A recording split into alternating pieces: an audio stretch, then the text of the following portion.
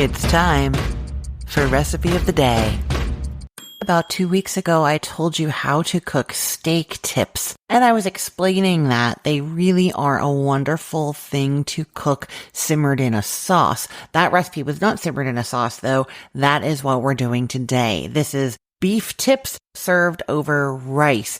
And yeah, I think, although it's a little bit complicated, it seems to be that when something is called steak tips, it is usually like grilled or seared and served like with garlic butter. When it is called beef tips, it is usually in gravy. I'm not sure if that's a hard and fast rule. It's just what I've been noticing as I've been researching this. So we're doing beef tips simmered in a luscious, beautiful gravy and served over rice. So first, what are beef tips or steak tips? It is basically a bit of beef that you've cut into 1-inch pieces. It is most often sirloin steak or tri-tip steak. That's usually what is used, but you can also use stew beef in a pinch. I'll just say that these are not simmering for that long, though, and stew beef can end up a little bit tougher. So I would really look for the sirloin or the tri-tip. Now, I'm going to say that this recipe deviates a little bit from the traditional in the way that it is thickened. And that is because when I got to the point in developing the recipe where I was going to thicken the sauce, I tasted the liquid and it just wasn't quite as meaty and luscious as I wanted it to be.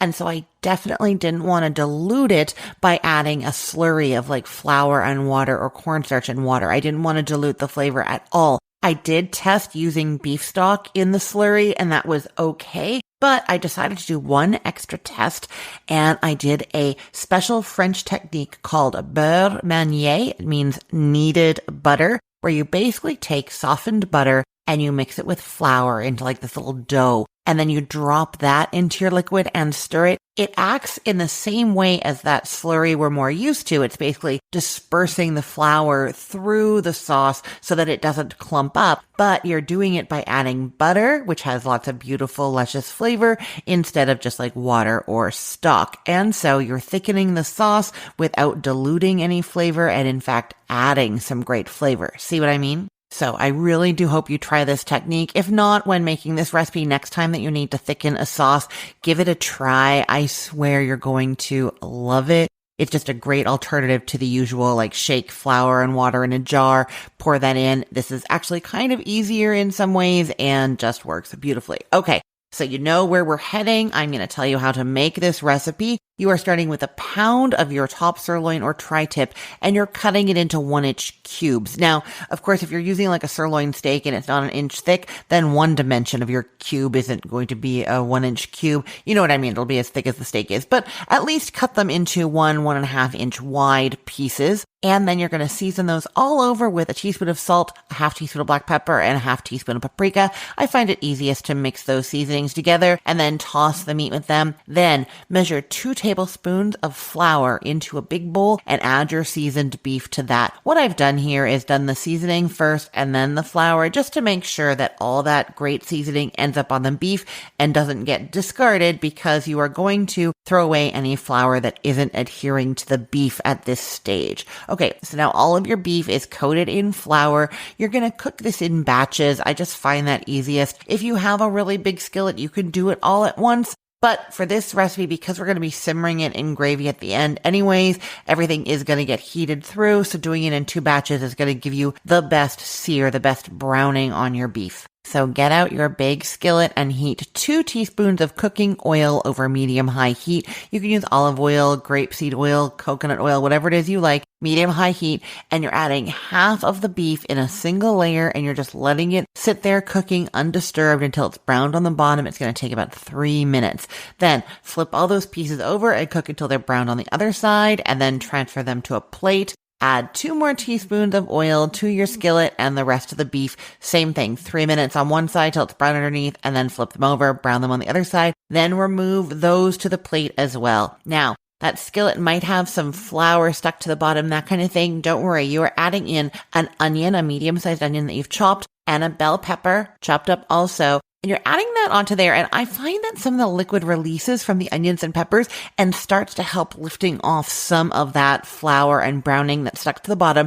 You're cooking that just for a few minutes till they're starting to soften. Then you're tossing in some garlic, 2 cloves of minced garlic, stir that for 30 seconds, and then go in with a 1.5 cups of beef stock. Now any browning that is stuck to the bottom of the skillet will come up for sure with that beef stock. Just kind of scrape the bottom in there and then stir in 2 teaspoons of Worcestershire sauce. At this point, you increase the heat to high and then reduce it down to a simmer as low as you can get it, where it's just bubbling a little bit. Cover it up and let it cook for 30 minutes, stirring it every now and then just to make sure nothing's sticking on the bottom. Okay, while that is simmering, you're going to be doing 2 things. First, we're going to make that beurre de manier, our kneaded butter. To do that, you're getting 2 tablespoons of softened butter and you're mixing it with 2 tablespoons of flour just until it's well combined into a soft dough. Set that aside at room temperature or in the fridge. It's fine at room temperature. It's just going to be for a few minutes. But it is good to know that you can make this and refrigerate it for use later. So that's a handy tip to know about. Okay, once you have that butter mixed up,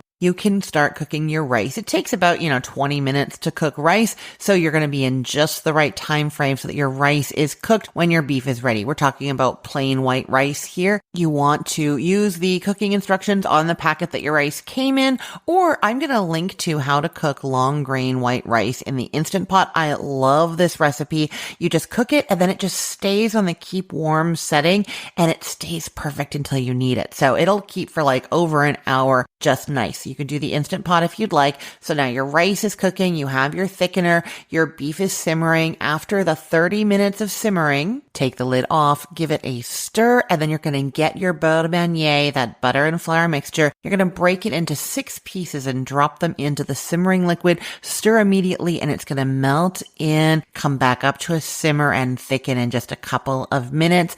Give it a taste. You can add a little more salt and pepper then if you'd like to. If it got too thick, if you wanted a thinner sauce, you could always thin that down a little bit with some beef stock. I don't think you're going to want that though. It really is a lovely sauce. Okay, and by now your rice should be cooked. So you are spooning the rice onto your dinner plates, topping it with the beef and the gravy and digging in. Okay, I will put the link to this recipe in the show notes for this podcast episode, or you can head to cookthestory.com/ROTD and get it there. Everything there is arranged by date, so it's helpful to know that today is May 21st of 2025. Also, if you love my recipes and cooking ideas, I have a great place for you to get more. Head to cookthestory.com/courses, COURSES, and you will see all of my little cooking courses there. You can sign up for them. There's one for like meal planning that's called Rotation Ready Recipes. There's one for Instant Pot. There's one for Air Fryer. You sign up there and you start getting more delicious recipes and ideas in your inbox straight from me.